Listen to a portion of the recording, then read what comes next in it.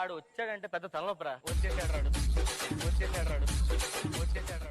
Hi బా, ఏమంటుండవే? ఏం బాగలేదురా. ఏదన్నా ప్రాబ్లమా?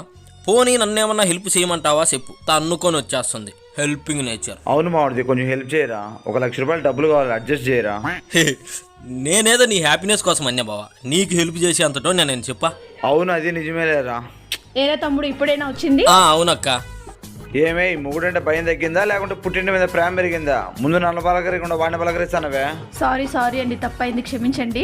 పోయి మా ఇద్దరు కాఫీ దాపో. సరే అండి. ఏంది బా, మాకేనా కళా? నిజమా ఇది?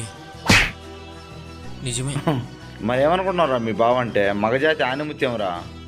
నీ కళ్ళతోనే చూసి కూడా మళ్ళీ ఆశ్చర్యపోతానవేంది? అవును బావా, పైగా ఇది 1వ తేదీ కూడా కాదే.